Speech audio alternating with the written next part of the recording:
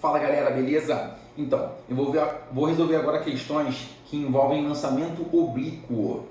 E antes de começar a fazer a leitura da questão da PUC de 2013, eu queria rapidamente fazer uma relembrada do que está dentro dos conceitos do lançamento oblíquo. Primeiro passo, seguinte, o lançamento oblíquo é um lançamento onde existe aqui um ângulo específico de lançamento que eu vou chamar de ângulo θ. Existe uma velocidade inicial, tá? Essa bolinha, esse projétil, ele é lançado até a sua altura máxima e depois ele continua a sua queda. E aquele princípio da simultaneidade de movimentos continua valendo. O meu movimento horizontal é independente do meu movimento vertical. E a única variável em comum é o quê? É o tempo. Então, qual é a ideia inicial para você resolver a questão? Quando você vê resumos teóricos de explicações de lançamento oblíquo, você vê até algumas fórmulas meio grandes, de alcance máximo, altura máxima, com várias informações. E às vezes a pessoa que tem a física tem muita fórmula, muita equação. E às vezes, com as equações mais básicas, mais simples, você consegue resolver qualquer questão. Sim, consegue. Então, para começar a resolver esse tipo de questão, você tem que pensar aqui naquela decomposição de vetores. Né? Esse aqui é um vetor. Né? Então, se é um vetor, para começar, tem que ter uma setinha em cima para mostrar que é uma grandeza vetorial. Tá? A partir daqui, perdão, eu tenho que decompor esse vetor. E aí você tem que lembrar das noções de trigonometria, aquela parte leve, tranquila de seno e cosseno, né? Onde o que é o seno? É o cateto oposto sobre a hipotenusa. O que é o cosseno? É o cateto adjacente sobre a hipotenusa. Professor, eu não lembro disso. Tudo bem, vamos rapidamente lembrar. Se eu tenho aqui um triângulo retângulo, aqui eu tenho um ângulo alfa, aqui eu tenho a hipotenusa, que é o lado oposto a um ângulo de 90 graus, que eu chamei de A, um cateto oposto a esse ângulo de B e um cateto adjacente, é o que está junto aqui, eu chamei de C. O que é seno desse ângulo alfa aqui? O seno é igual ao quê? Ao meu cateto oposto divididos pela minha hipotenusa. O que é o cosseno? O cosseno é o cateto adjacente dividido pela hipotenusa. O que é tangente? A tangente, ela pode ser escrita a tangente do ângulo alfa, tanto como seno divididos pelo cosseno, como, se eu colocar isso por isso e dividir e fizer a continha, a tangente é o quê? Cateto oposto sobre cateto adjacente.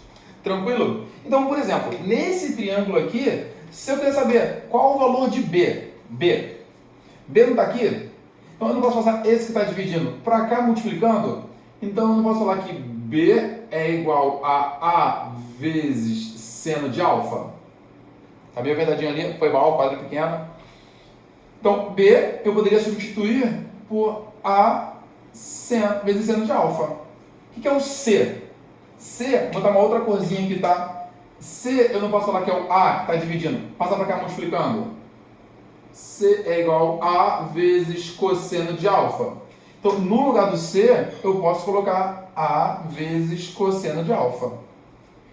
Então, eu poderia até reescrever esse triângulo com a hipotenusa A, o cateto oposto, que está perpendicular à horizontal aqui de A seno alfa, e o adjacente de A cosseno alfa. Beleza? Partindo desse ponto e lembrando de decomposição de vetores, olha aqui. Eu tenho um ângulo, uma velocidade inicial V0 e um ângulo θ. Esse vetor aqui, oblíquo, inclinado, eu posso ter duas componentes. Uma componente horizontal e uma componente vertical.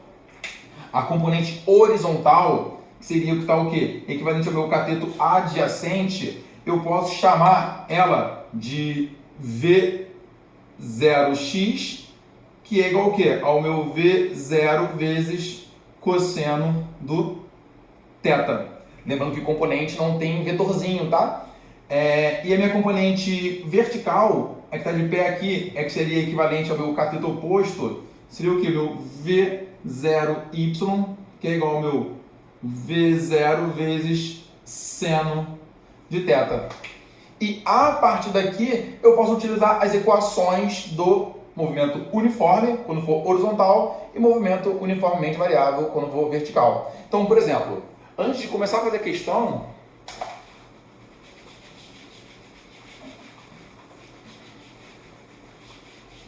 nós poderíamos fazer o seguinte, tudo que é horizontal é o meu movimento uniforme, ou MRU, onde eu sei que minha velocidade não é igual ao meu espaço sobre meu tempo. Eu vou chamar assim de tempo total. Esse espaço aqui, no caso, é o que? É o alcance, é a minha distância completa. Então, a distância daqui até aqui, nós vamos chamar de alcance, que eu posso chamar de delta SX, que é essa parte em roxo, isso aqui tudo. Tá? Então, por exemplo, a ideia eu posso começar a utilizar essa equação aqui, a simples, onde a gente sabe o quê? Que meu espaço, aqui não é espaço, aqui não é tempo, eu posso passar esse tempo para cá multiplicando. Então eu posso reescrever isso, que meu espaço na horizontal, ou seja, meu alcance, é igual ao meu Vx vezes meu tempo total. E o que é meu Vx? É isso aqui. Então, meu alcance é igual a V0 vezes cosseno de θ vezes meu tempo total.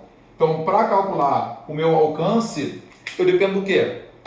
Da minha componente horizontal e do meu tempo total. Tranquilo? Tá meio tortinho ali, peço perdão. Mas por que tempo total? Porque é o tempo de subida mais o tempo de descida. E isso aqui, se a gente for lembrar do movimento do lançamento horizontal, o lançamento horizontal seria só essa parte. Então é como se fosse rebatido duas vezes. Tá? Mas lembrando que tudo que é horizontal é movimento uniforme, então nós podemos falar que em qualquer parte na horizontal vai ter a mesma velocidade. Então qual a velocidade no seu ponto mais alto? No seu ponto mais alto é o meu Vx, que é igual a V0 vezes cosseno do ângulo. Numa questão vai ter os valores, né? E os valores vão ficar bem mais redondinhos, né? Então, qual a velocidade final? A velocidade final, gente, esse que é um perigo muito perigoso. Afinal, aqui, ó, ele vai ter uma velocidade na mesma altura, igual em módulo, só que pro sentido para baixo ali, ó. Ele vai ser para cá. Essa é a minha velocidade final, que na mesma altura é igual a essa inicial, e ela é a soma de vetores entre o quê?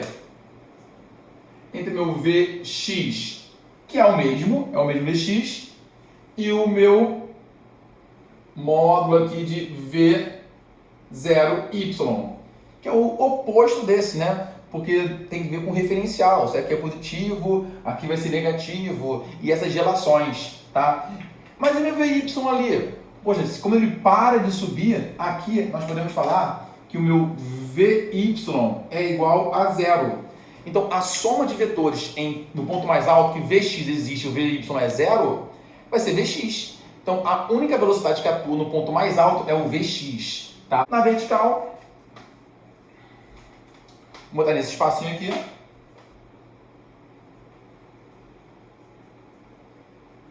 Nós temos o move, onde até poderíamos subdividir em duas etapas, se quiser.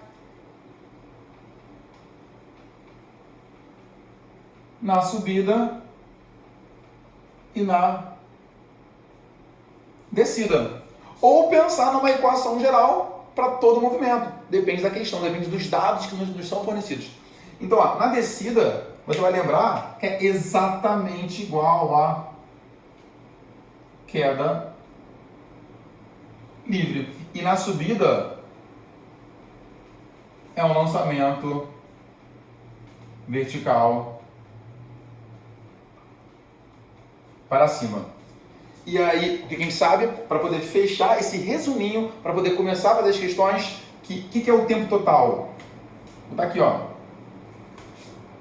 O tempo total é igual ao tempo de subida mais o tempo de descida.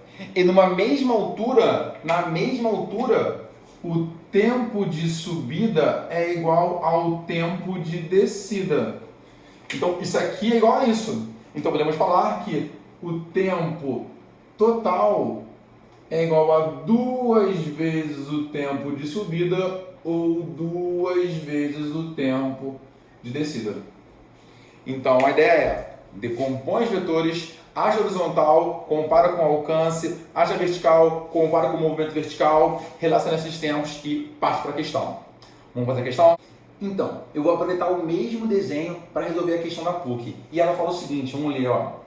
Um projétil é lançado com uma velocidade escalar igual à inicial de 20 metros por segundo, com inclinação de 30 graus com horizontal, estando inicialmente a uma altura de 5 metros em relação ao solo. A altura máxima que o projétil atinge em relação ao solo é... Ele já me disse que ele já tinha uma altura inicial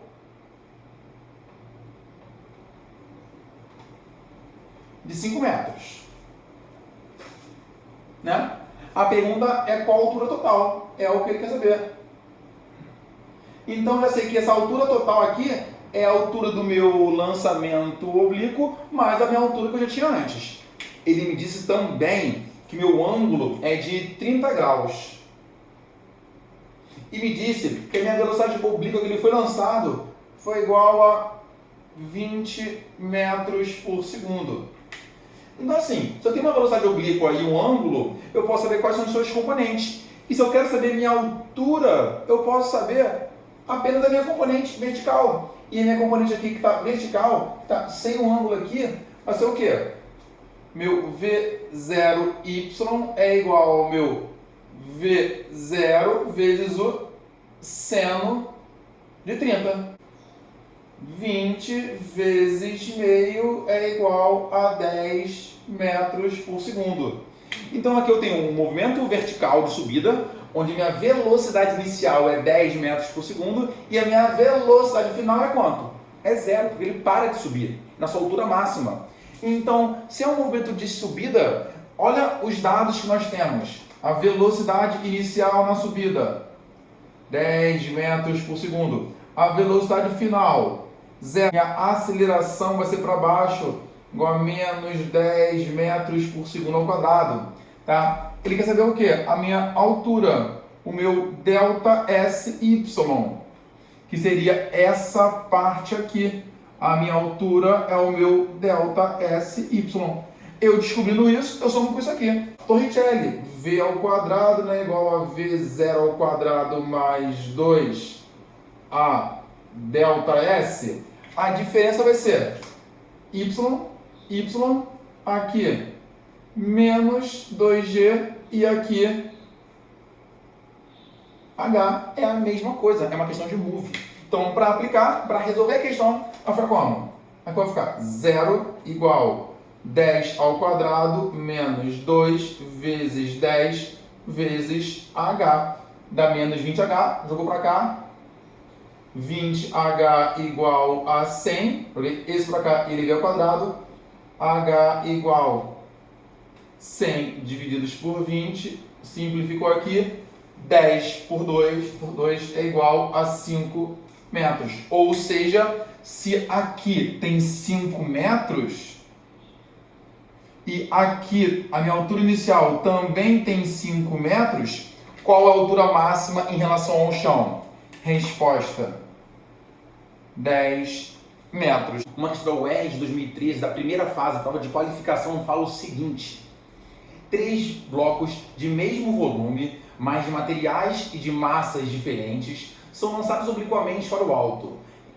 Deu o mesmo ponto do solo, na mesma direção e sentido e com a mesma velocidade. No horizontal, o alcance, que nós chamamos também de delta SX, é a minha velocidade no eixo X vezes meu tempo total. E o tempo total é igual ao tempo de subida e o tempo de descida. O tempo de subida e o tempo de descida depende do quê? Da minha velocidade vertical. Em nenhum momento depende da massa, depende do volume, depende nada disso. E desprezando os atritos. Então todos terão o mesmo alcance. E se vão ter o mesmo alcance, alcance 1 igual ao alcance 2, que é igual ao alcance 3, a letra D da UERJ é o gabarito.